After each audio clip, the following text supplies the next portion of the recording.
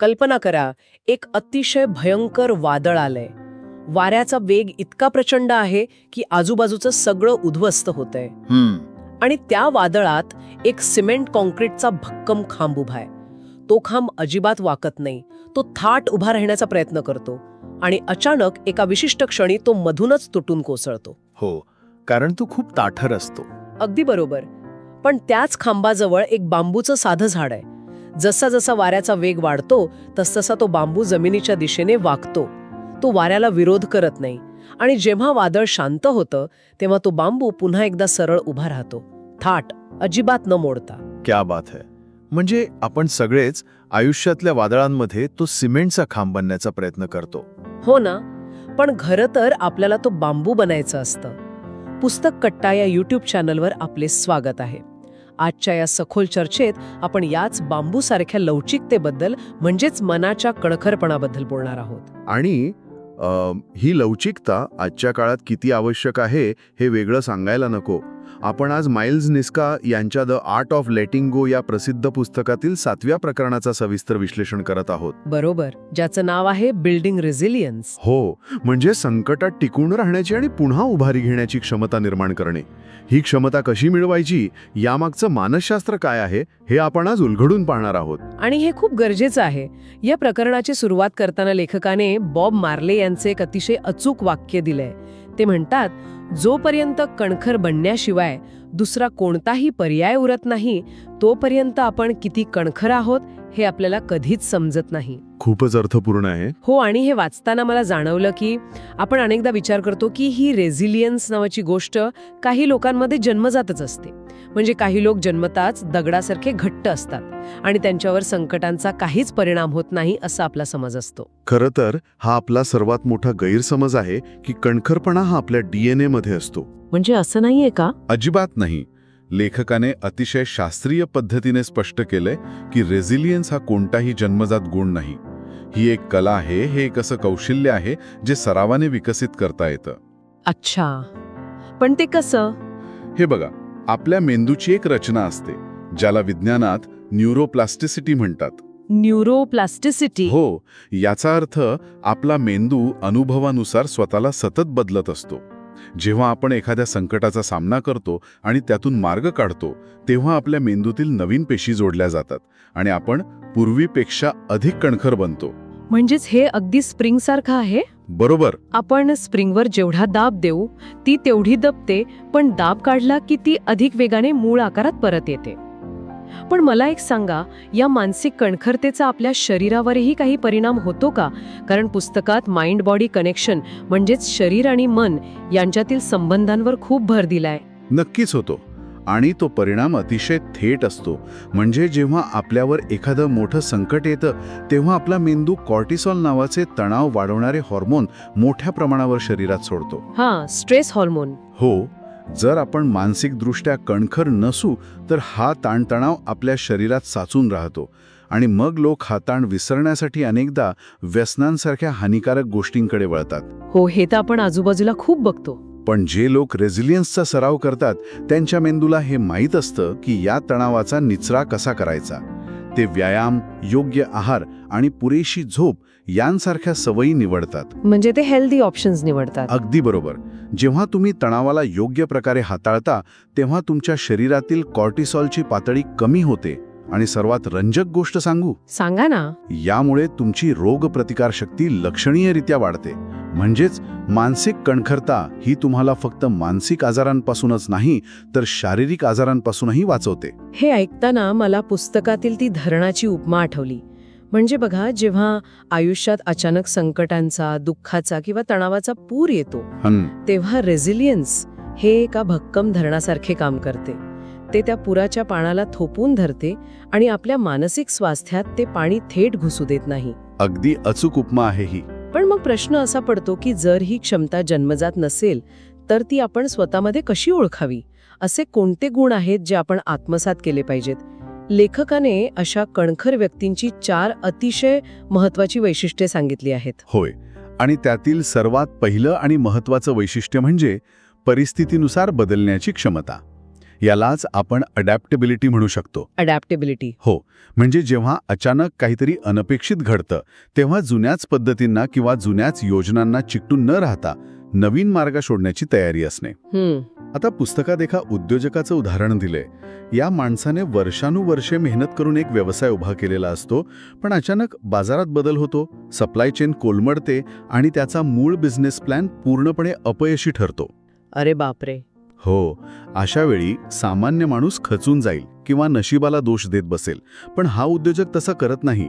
तो भावनांच्या आहारी न जाता परिस्थितीचं शांतपणे आकलन करतो. अच्छा. ग्राहकांच्या नवीन गरजा काय आहेत, बाजारातील नवीन ट्रेंड काय आहेत याचा तो अभ्यास करतो आणि आपला मार्ग बदलतो. म्हणजे जर मला हे अगदी साध्या भाषेत सांगायचं झालं तर ही परिस्थितीनुसार बदलण्याची क्षमता अगदी आपल्या गाडीतील GPS प्रणालीसारखी आहे. हो, बरोबर. जेव्हा आपण कुठेतरी महत्वाच्या कामासाठी जात असतो आणि मध्येच रस्ता बंद असल्याचा फलक दिसतो तेव्हा आपण गाडी थेट त्या बंद रस्त्यावरील भिंतीवर आदळत नाही. अजिबात नाही. किंवा आपण तिथेच रडत बसत नाही की रस्ता का बंद आहे. आपण तिथे गाडी थांबवतो आणि आपला GPS आपल्याला आपोआप दुसरा नवीन मार्ग दाखवतं. रेझिलियन्स म्हणजे संकटाच्या वेळी आपल्या मनाचे GPS रिकॅल्क्युलेट करणे. क्या बात है. अतिशय समर्पक उदाहरण आहे हे. पण इथे एक गोष्ट लक्षात घेण्यासारखी आहे. कोणती? जेव्हा तुमचं GPS नवीन मार्ग शोधतं तेव्हा तो नवीन मार्ग नेहमीच सोपा नसतो. तिथे खाचखळगे असू शकतात आणि म्हणूनच तिथे दुसऱ्या वैशिष्ट्याची गरज भासते. ते म्हणजे चिकाटी. चिकाटी म्हणजे पर्सिस्टन्स. हो, चिकाटी म्हणजे केवळ एकाच गोष्टीचा मूर्खपणाने पाठपुरावा करणे नाही, तर अपयशाकडे बघण्याचा दृष्टिकोन बदलणे. हे थोडं सविस्तर सांगा. नक्कीच. एका व्यावसायिक खेळाडूचं उदाहरण घेऊया. जेव्हा एखादा खेळाडू महत्वाचा अंतिम सामना हरतो तेव्हा ती त्याच्यासाठी खूप मोठी भावनिक पोकळी असते. पण तो ती एक अंतिम हार मानत नाही. तो त्याच्या प्रशिक्षकासोबत बसतो, त्या संपूर्ण सामन्याचं व्हिडिओ रेकॉर्डिंग पुन्हा पुन्हा पाहतो. तो आपल्या चुकांचं अगदी फ्रेम बाय फ्रेम विश्लेषण करतो. वाव. आपली नेमकी कुठे चूक झाली हे तो शोधून काढतो आणि त्यावर काम करतो. चिकाटी म्हणजे अपयशाच्या मुळाशी जाऊन त्यातून शिकण्याची ताकद. हे खरंच विचार करायला लावणार आहे. म्हणजे हार ही एक अंतिम रेषा नसून ती यशाच्या इमारतीची एक पायरी बनते. अगदी. पण हे सगळं शांतपणे करण्यासाठी तिसऱ्या आणि सर्वात अवघड वैशिष्ट्याची गरज असते, आणि ते म्हणजे भावनांवर नियंत्रण. हो, कठीण प्रसंगात स्वतःच्या भावनांवर नियंत्रण ठेवणे, ज्याला आपण इमोशनल रेग्युलेशन म्हणतो, हे सर्वात महत्त्वाचं असतं. यामागचं कारण शारीरिक आहे. शारीरिक कसं? जेव्हा आपण तणावात असतो तेव्हा आपल्या मेंदूचा तो भाग जो तार्किक विचार करतो तो काही काळासाठी बंद पडतो आणि फक्त भीतीची भावना उरते. म्हणजे आपण पाणीक होतो. बरोबर. पुस्तकात एका कॉर्पोरेट व्यावसायिकाचं उदाहरण दिलंय. त्याला एका अत्यंत महत्त्वाच्या प्रेझेंटेशनला सामोरे जायचंय, ज्यावर त्याची पुढची कारकीर्द अवलंबून आहे. प्रेझेंटेशनच्या आधी त्याचं हृदय जोरात धडधडायला लागतं, घाम येतो. पण अशा वेळी घाबरून जाण्यापेक्षा ती व्यक्ती जाणीवपूर्वक दीर्घ श्वासोच्छ्वास करते. पण इथे मला एक विचारायचंय, या दीर्घ श्वासोच्छ्वासामागे नेमकं कोणतं विज्ञान आहे? नुसता श्वास घेतल्याने एवढा फरक कसा पडू शकतो? खूप चांगला प्रश्न आहे. जेव्हा आपण दीर्घ आणि संतत श्वास घेतो तेव्हा आपण आपल्या शरीरातील वेगस नर्वला उद्दीपित करत असतो. Vagus nerve? हो. ही मज्जासंस्था आपल्या मेंदूला एक अतिशय स्पष्ट संदेश पाठवते की सध्या कोणताही जीवघेणा धोका नाही, आपण सुरक्षित आहोत. अच्छा. आणि हा संदेश पोहोचताच आपल्या शरीरातील तणावाचे संप्रेरक कमी होतात आणि हृदयाचे ठोके सामान्य होतात. या एका साध्या कृतीमुळे त्या व्यावसायिकाला स्पष्टपणे विचार करण्यासाठी आणि योग्य निर्णय घेण्यासाठी आवश्यक असलेली शांतता मिळते. म्हणजेच भावनांवर नियंत्रण मिळवणे हे केवळ मनाचे काम नसून ते शरीराच्या माध्यमातून साध्य करता येतं, हे एक उत्तम ज्ञान आहे. हो ना. आता आपण चौथ्या वैशिष्ट्याकडे वळूया, जे आहे आशावाद. पुस्तकात एका विद्यार्थ्याचं उदाहरण दिलंय. या विद्यार्थ्यासमोर अभ्यासाचा खूप मोठा डोंगर उभा आहे आणि परीक्षा जवळ आली आहे. तो ते पाहून निराश न होता भविष्यात मिळणाऱ्या यशाचा आणि करिअरच्या संधींचा विचार करून स्वतःला प्रेरित करतो. बरोबर. पण इथे मला तुम्हाला विचारावंसं वाटतं, हा आशावाद म्हणजे डोळ्यांवर पट्टी बांधून सगळं काही चांगलं होईल असा केवळ विचार करणं आहे का? जर मी अभ्यासच केला नाही तर नुसता आशावाद मला पास करेल का? अजिबात नाही. तो एक अतिशय धोकादायक समज आहे. हा केवळ अंधळा आशावाद किंवा ज्याला हल्ली टॉक्सिक पॉझिटिव्हिटी म्हणतात तसा प्रकार नाही. मग हे नक्की काय आहे? हा एक अतिशय व्यावहारिक आणि कृतीवर आधारित दृष्टिकोन आहे. हे लोक संकटाकडे दुर्लक्ष करत नाहीत किंवा काहीच वाईट घडलेलं नाही असा खोटा आव आणत नाहीत. ते त्या संकटाचे छोटे छोटे तुकडे करतात. म्हणजे ते प्रॉब्लेम ब्रेकडाऊन करतात. हो, तो विद्यार्थी संपूर्ण अभ्यासक्रमाचा विचार करून घाबरत नाही, तर तो आजच्या दिवसात फक्त एका प्रकरणाचा अभ्यास कसा करता येईल यावर लक्ष केंद्रित करतो. तो आपल्या समस्यांचे पद्धतशीरपणे विश्लेषण करतो. अच्छा, म्हणजे आशावाद हा केवळ एक विचार नसून ती त्यांना कृती करण्यासाठी मिळणारी एक ऊर्जा आहे. अगदी बरोबर. त्यांना विश्वास असतो की त्यांच्या छोट्या छोट्या कृतींमुळे भविष्यातील परिस्थितीत नक्की बदल घडू शकतो. आता आपल्याला ही चारी वैशिष्ट्ये समजली आहेत. परिस्थितीनुसार बदलण्याची क्षमता, चिकाटी, भावनांवर नियंत्रण आणि व्यावहारिक आशावाद. पण मला वाटतं केवळ ही माहिती असणे पुरेसे नाही. जोपर्यंत आपण हे आपल्या रोजच्या जगण्यात आणत नाही तोपर्यंत याचा काहीच उपयोग नाही. पुस्तकात यासाठी काही अतिशय व्यावहारिक उपाय किंवा दैनंदिन सवयी सांगितल्या आहेत. होय, लेखकाने रोजच्या जीवनात करायच्या काही कृती अतिशय सविस्तरपणे मांडल्या आहेत. त्यातला पहिला उपाय म्हणजे रेझिलियन्स रिच्युअल्स. रिच्युअल्स म्हणजे काही रोजचे विधी किंवा सवयी. बरोबर. दिवसाची सुरुवात कशी करावी आणि दिवसाचा शेवट कसा करावा यावर यात खूप भर दिलाय. दिवसाची सुरुवात करताना सकाळचे 10 मिनिटाचे ध्यान किंवा अगदी मोबाईल न बघता शांतपणे बसून कॉफी पिणे, यामुळे तुमच्या मज्जासंस्थेला दिवसाच्या सुरुवातीलाच एक स्थिरता मिळते. वाह. याला तुम्ही कोणत्याही मोठ्या आव्हानाला सामोरे जाण्यापूर्वीचं प्री-गेम वॉर्मअप म्हणू शकता. म्हणजे हे असं झालं की युद्धावर जाण्यापूर्वी स्वतःची शस्त्रे पाजळून घेणे आणि चिलखत घालणे. अगदी तसंच. आणि याच्या अगदी उलट म्हणजे रिकव्हरी रिच्युअल्स बद्दलही लेखकाने खूप छान सांगितलंय. नक्कीच. जेव्हा आपण दिवसभर संकटांशी, डेडलाईन्सशी किंवा लोकांशी लढतो तेव्हा आपला मेंदू सतत अलर्ट मोडमध्ये असतो. हो, सारखं टेन्शन असतं. संध्याकाळी हा मोड बंद करणे आवश्यक असते. दिवस संपताना गरम पाण्याने आंघोळ करणे किंवा एखाद्या जवळच्या मित्राशी मनमोकळ्या गप्पा मारणे, ह्या गोष्टी शरीराला आणि मनाला एक स्पष्ट संदेश देतात की आता आजचे युद्ध संपले आहे, आता विश्रांती घ्यायला हरकत नाही. जर आपण मेंदूला हा रिकव्हरीचा वेळ दिला नाही तर दुसऱ्या दिवशीच्या संकटांसाठी आपल्याकडे कोणतीही ऊर्जा शिल्लक राहत नाही. हे खूपच प्रॅक्टिकल आहे. यानंतर लेखकाने एक अतिशय रंजक उपाय सुचवलाय, स्ट्रेंथ इन्व्हेंटरी. म्हणजेच आपल्या जमेच्या बाजूंची किंवा ताकदीची यादी करणे. हो. पुस्तकात याला एका टूल बॉक्सची म्हणजेच हत्यारांच्या पेटीची उपमा दिली आहे. आपलं कौशल्य हे त्या टूलबॉक्समधील हत्यारांसारखं असतं. अनेकदा होतं काय की आपल्याकडे हातोडा नसतो आणि आपण त्या नसलेल्या हातोड्याचाच विचार करत बसतो. बरोबर. पण आपल्याकडे स्क्रूड्रायव्हर असतो ज्याचा आपण वापर करू शकतो हे आपण विसरतो. जर तुमची नियोजन कौशल्य चांगली असतील किंवा तुमचा लोकांशी संवाद चांगला असेल तर संकटाच्या वेळी त्याचा जाणीवपूर्वक वापर करा. आपण आपल्यात काय कमी आहे यावर इतके लक्ष केंद्रित करतो की आपल्याकडे असलेल्या ताकदीचा आपल्याला विसर पडतो. हे अगदी मानवी स्वभावाला धरून आहे आणि म्हणूनच लेखकाने जो तिसरा उपाय सांगितलाय तो या नकारात्मक स्वभावावर थेट वार करतो. कोणता उपाय? तो उपाय म्हणजे कृतज्ञतेचा शोध घेणे. दररोजच्या आयुष्यातील लपलेले सकारात्मक क्षण शोधणे आणि त्यासाठी कृतज्ञता व्यक्त करणे. त्यासाठी एक कृतज्ञता डायरी म्हणजेच ग्रॅटिट्यूड जर्नल लिहिणे. पण एक सेकंड, इथे मला थोडा प्रतिवाद करावासा वाटतो. बरं, बोला. बघा, हे कृतज्ञता डायरी वगैरे ऐकायला खूप छान वाटतं, पण जेव्हा खऱ्या आयुष्यात एखादं मोठं संकट उभं असतं, नोकरी गेलेली असते किंवा जवळची व्यक्ती आजारी असते, अशा वेळी आज सकाळी मला चांगली कॉफी मिळाली अशा छोट्या गोष्टींचे आभार मानणे खरोखरच शक्य आहे का? अनेकदा हे खूप वरवरचं किंवा स्वतःचीच फसवणूक केल्यासारखं वाटतं. हा खूप महत्वाचा आणि अतिशय रास्त प्रश्न आहे.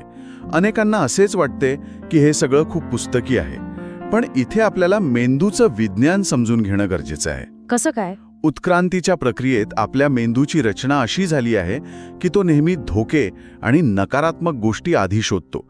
याला मानसशास्त्रात निगेटिव्हिटी बायस म्हणतात. अच्छा. आपला मेंदू नकारात्मक गोष्टींसाठी व्हेल्क्रो सारखा काम करतो, म्हणजे त्या गोष्टी घट्ट चिकटून राहतात, आणि सकारात्मक गोष्टींसाठी तो टेफ्लॉन सारखा असतो, जिथून त्या गोष्टी सहज निसटून जातात. अरे बापरे, म्हणजे आपला मेंदू नैसर्गिकरित्याच नकारात्मक विचार करण्यासाठी प्रोग्राम केलेला आहे. होय, स्वतःच्या संरक्षणासाठी. पण जेव्हा आपण तणावात असतो तेव्हा हे संरक्षणच आपल्यासाठी धोकादायक बनते. कृतज्ञता डायरी लिहिणे म्हणजे संकटाकडे दुर्लक्ष करणे किंवा खोटा आनंद दाखवणे नाही. हा त्या मेंदूला दिलेला एक जाणीवपूर्वक व्यायाम आहे. म्हणजे जिममध्ये गेल्यासारखा. अगदी बरोबर. जसं आपण जिममध्ये जाऊन स्नायू बळकट करतो तसंच रोज 3 चांगल्या गोष्टी लिहून काढल्यामुळे आपण मेंदूला सकारात्मक गोष्टी शोधण्याची सवय लावतो. तो आपला ताणतणावाकडे बघण्याचा मूळ दृष्टिकोनच बदलतो. वाह. आणि जेव्हा तुम्ही कृतज्ञता व्यक्त करता तेव्हा तुम्ही तुमच्या सभोवताली एक आधार देणारा समाज निर्माण करत असता, जो खऱ्या संकटाच्या वेळी तुमच्या पाठीशी उभा राहतो. हे स्पष्टीकरण मला खरंच खूप पटलं. म्हणजे ही डायरी लिहिणे हा कोणताही भावनिक खेळ नसून तो थेट आपल्या मेंदूच्या वायरिंगला बदलण्याचा एक शास्त्रीय व्यायाम आहे. नक्कीच. तर हे झाले आपले दैनंदिन उपाय. पण आयुष्यात जेव्हा खरोखरच मोठी वादळे येतात, जसे की खूप मोठे आर्थिक नुकसान किंवा एखाद्या जवळच्या व्यक्तीचे कायमचे सोडून जाणे, तेव्हा फक्त या रोजच्या सवयी पुरेशा नसतात. हो, तिथे वेगळ्या आधाराची गरज असते. तिथे दीर्घकालीन मानसिक स्थिरता आणि जीवनाचा एक सखोल उद्देश असणं आवश्यक असतं. यावर लेखकाने काय प्रकाश टाकलाय? जेव्हा आयुष्यात अशी मोठी वादळे येतात तेव्हा तुम्हाला सर्वात आधी जो आधार लागतो तो म्हणजे सामाजिक संबंध. Social connections. हो, तुमचे कुटुंब, तुमचे खरे मित्र हे त्या वादळी दिवसांतील छत्रीसारखे काम करतात. मानवी मज्जासंस्था ही एकटी राहण्यासाठी बनलेलीच नाहीये. जेव्हा आपण एखाद्या शांत आणि आश्वासक व्यक्तीच्या सानिध्यात असतो तेव्हा त्यांच्या शांततेचा प्रभाव आपल्या मज्जासंस्थेवर पडतो आणि आपला तणाव आपोआप कमी होतो. याला को-रेग्युलेशन म्हणतात. एकटेपणा हा रेझिलियन्सचा सर्वात मोठा शत्रू आहे. आणि या सामाजिक संबंधांसोबतच लेखकाने जीवनाचा उद्देश शोधण्यावरही खूप भर दिलाय. होय. उद्देश हा एखाद्या ध्रुवताऱ्यासारखा म्हणजेच नॉर्थ स्टार सारखा असतो. जेव्हा चारही बाजूनी संकटांचा काळोख असतो तेव्हा हा उद्देश आपल्याला योग्य दिशा दाखवतो. आपण एखादी गोष्ट का करत आहोत हे जर आपल्याला स्पष्ट माहीत असेल तर आपण कोणताही मोठा त्रास सहन करू शकतो. अगदी बरोबर. प्रसिद्ध तत्वज्ञ फ्रेडरिक नीत्शे यांचा एक खूप सुंदर विचार आहे. ते म्हणतात, ज्या व्यक्तीकडे जगण्याचं एक कारण असतं ती व्यक्ती कोणताही त्रास सहन करू शकते. खूपच छान. आणि तसंच या प्रवासात सतत शिकण्याची वृत्ती असणंही तितकंच गरजेचं आहे. जगात सतत बदल होत आहेत आणि जर आपण नवीन गोष्टी शिकलो नाही तर आपण मागे पडू. हो ना. इथे फक्त आर्थिक कमाईचा प्रश्न नाही तर ज्ञानाची आणि परिस्थितीशी लवचिकपणे जुळवून घेण्याची ती कमाई आहे. प्रत्येक नवीन अनुभव आणि नवीन ज्ञान हे तुमच्या त्या टूल बॉक्समध्ये एक नवीन हत्यार जोडत असतं. आणि या ज्ञान मिळवण्याच्या प्रवासात नियमित आत्मपरीक्षण खूप गरजेचं आहे. हो. पुस्तकात यासाठी एक फार सुंदर उपमा वापरली आहे, संगीत वाद्याची. जसे एखादे वाद्य बेसूर होऊ नये म्हणून ते वारंवार तपासावे लागते, त्याला ट्यून करावे लागते, तसेच आपल्या मनाचे आहे. अगदी. इथे सॉक्रेटिसच्या त्या प्रसिद्ध विचाराचा संदर्भही अगदी चपखल बसतो की न तपासलेले आयुष्य जगण्यायोग्य नसते. पण जर आपण ती वाद्याची उपमा थोडी पुढे नेली तर माझं मन बेसूर झालंय किंवा आउट ऑफ ट्यून झालंय हे मी नेमकं कसं ओळखावं? हा एक अतिशय उत्तम विचार आहे. आपले मन बेसूर झाल्याची सर्वात पहिली खूण म्हणजे आपल्या भावनांचा अचानक होणारा उद्रेक किंवा अकारण येणारा प्रचंड थकवा, म्हणजे चिडचिड होणे. हो. जेव्हा छोट्या छोट्या गोष्टींवरून तुम्हाला भयंकर चिडचिड होते किंवा झोप पूर्ण होऊनही दिवसभर एक प्रकारचा मानसिक धुराळा जाणवतो, ज्याला आपण ब्रेन फॉग म्हणतो, याचा अर्थ कुठेतरी तुमच्या मनाची ट्यूनिंग बिघडली आहे. तुम्हाला थोडा वेळ थांबून आत्मपरीक्षण करण्याची गरज आहे. आणि हे आत्मपरीक्षण करताना आपल्या बालपणातील अनुभवांचाही काही संबंध असतो का? कारण मानसिक विकासात बालपणीच्या वातावरणाचा खूप मोठा वाटा असतो असं म्हणतात. नक्कीच असतो. मानसशास्त्रात सिक्युअर अटॅचमेंट नावाची एक संकल्पना आहे. अच्छा. ज्या मुलांना त्यांच्या बालपणी पालकांकडून सुरक्षिततेची आणि विश्वासाची जाणीव मिळालेली असते त्यांच्या मेंदूची रचना अशी होती की ते मोठे झाल्यावर संकटांना घाबरत नाहीत. त्यांना माहीत असतं की त्यांच्या पाठीशी कोणीतरी आहे. ते प्रौढ वयात स्वतःवर अधिक विश्वास ठेवतात आणि नवीन गोष्टींचा धोका पत्करण्यास तयार असतात. पण ज्यांना बालपणी हे मिळालं नाही त्यांनी निराश होण्याची गरज नाही. म्हणजे त्यांच्यासाठी ही आशा आहे. नक्कीच. मगाशी म्हटल्याप्रमाणे आपल्या मेंदूत बदल होण्याची क्षमता असते.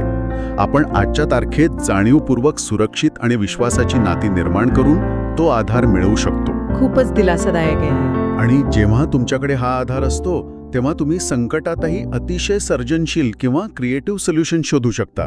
जेव्हा मेंदू शांत आणि सुरक्षित असतो तेव्हाच तो कल्पकतेने विचार करू शकतो.